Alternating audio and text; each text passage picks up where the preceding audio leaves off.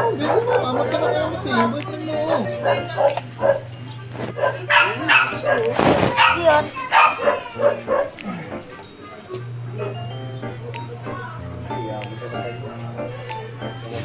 Opo po. Ah, yan na. Iyak na naman ako dito. Ay, nakat na yung monster.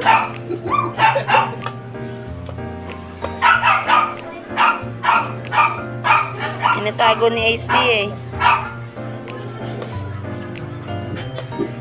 Ay, diyan naka-bird na isang shit. Iyak. Walang binigyan ni Kuya eh. Lama lang ano. Natigas kasi kaagad titi nito eh. Sabik na sabik. Lumambot, wala na. Meron na? Okay na? Oo. Do, uunaan ano pa, oo. Hindi yung ba yun? Friend. Ito ka ng gamot. Sasagad ka sa bigyan.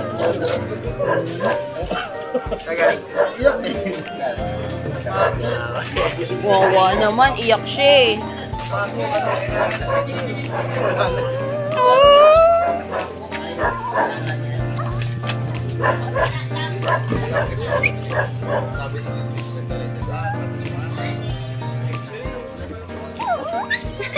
Ganyan din siya lalaki.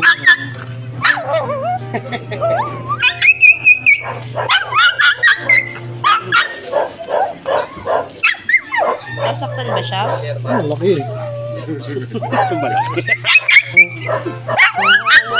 Malaki. Naman. Susubong eh.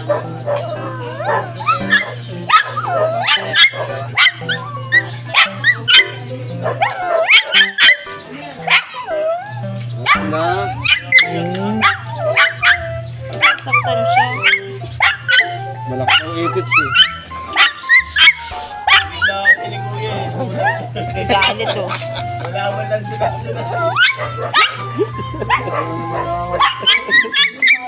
Wawa naman yung bebe ko. Ano? Ito kasi.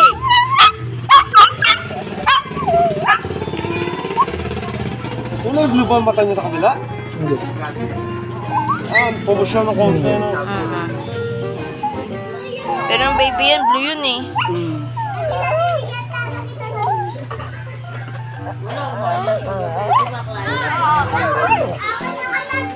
Huwag mo nang uluhin. Nai-stress yan eh.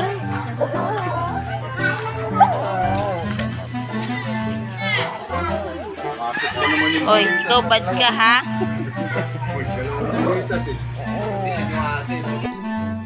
Ben! Ben! Tayo ikaw! Ben! Ben! Ben! Up!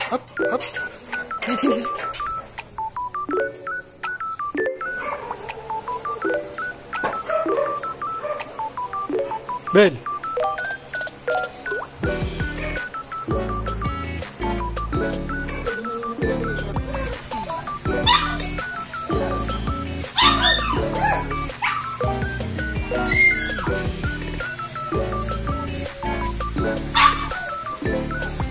Tom.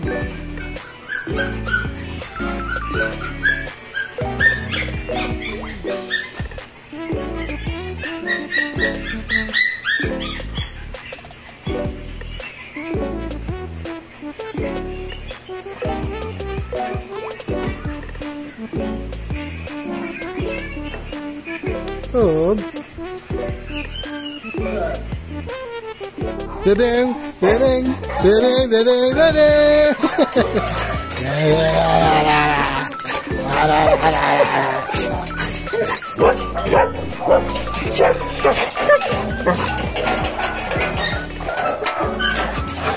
Hop.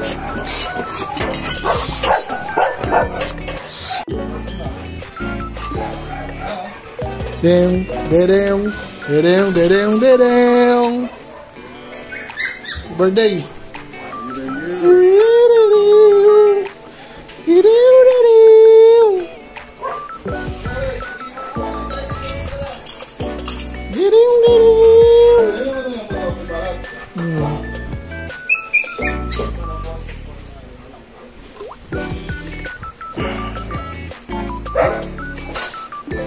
Ano yun? Yan, black. Wala ko ng bawal.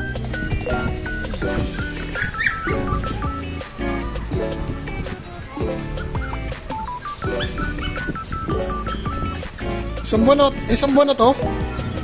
Ang laki, no?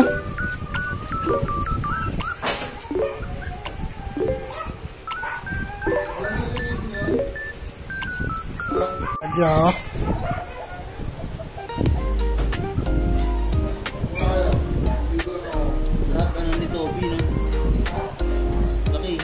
At binisita ko nga yung mga dati kong alaga. Grabe, akala mo mga tigre, ang lulusog. Nako, si Ben at si Toby. Ang tataba na makukulit. Kasama si Chichay na mabait. Habang pumapasok nga, ayan na, binubuksan ko na yung gate. Oops. Dadaga na nila akong panigurado, kaya ganyan sila. Nako, dambuala. Makapasok na nga sa loob ng bahay nang makita ko yung mga anak nilang super cute. Ayun guys, nasa dulo. Birthday. Napaka-cute nila, 5 piraso lang ang nabuhay. Sayang yung another na iba, sayang, nailibing na sa lupa. Meron kang lulusog ng mga bata, mga anak nilang tuta. Ayan po, ang lalaki. 4 pa dyan ang available, baka gusto nyo lang. Comment lang kayo sa Dropbox. Napigilan na nga ang sarili, nilapirot ko sila. Napaka-cute, nilapirot ko nang nilapirot ang mga mukha ng mga yan. Grabe guys, Sambon pa lang yan, pero ang lalaki na. Paano pa kaya kapag tumanda yung mga yan? Ang sarap nilang lapirutin, mga nakakulong dahil makakulit. Makakulit kayo, makakulit. Isang buwan na. Yan, mga iyakin na makukulit. Yan. Sige, tol. Para silang tanggalan dyan sa kulungan. Kaso, baka magwala lang sila. Maglapirot. Lalapirutin kita. Habang nakatitig ang nanay at tatay mo, lalapirutin kita. Ang cute mo. Ang cute mo. At ito na nga kanilang mga magulang. Yan. Si Belle at si Toby. The mother and the father. Father. Mga father. Yan, ang cute nila guys. Pag gusto nyo ng papi, comment lang kayo sa Dropbox. Makikita nyo. Yan, may magre-reply sa inyo kung kanino nyo siya mabibili. Available yan guys, 4 na piraso pa. Sayang Hi Ben, love you. Dede daw kayo kay mama. Bilis.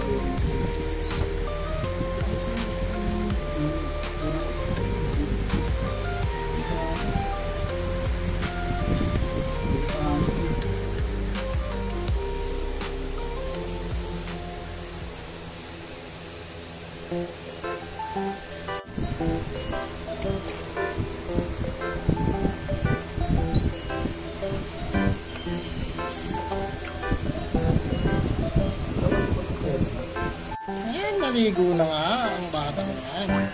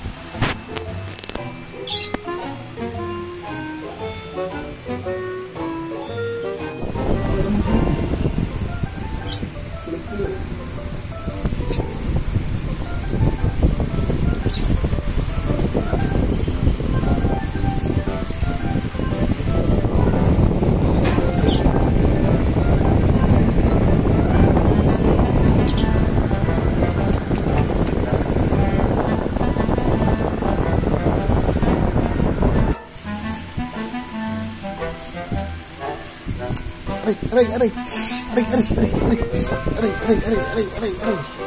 Sakit. Aray, visit.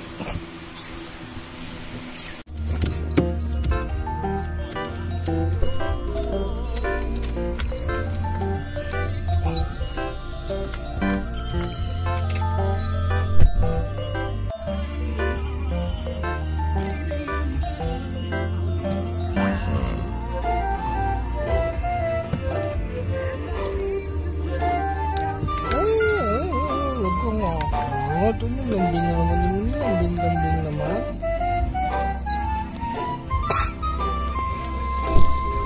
Babalik pala yung sakit dito. Sabi yun, magkasakit na lang tayo.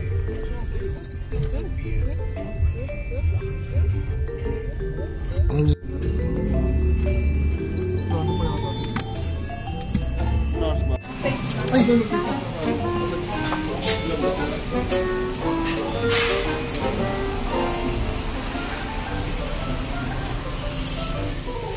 Ano mga ito, no? Martin, tumangaga.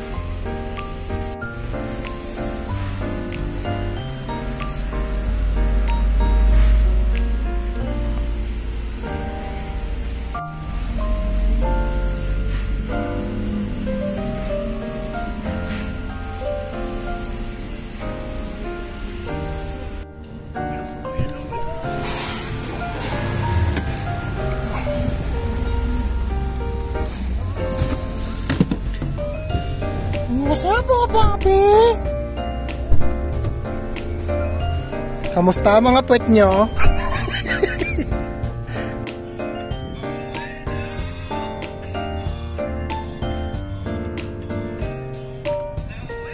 Nag-umpisa na nga ang araw para sa pagpapaligo ng mga lolo. Mga lolo pala.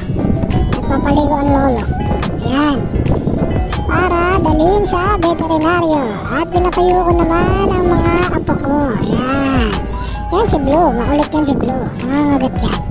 Ayan. Habang pinapatayo ko siya. Ayan. Medyo nagkakamot pa siya guys. Mga bot. Ayan.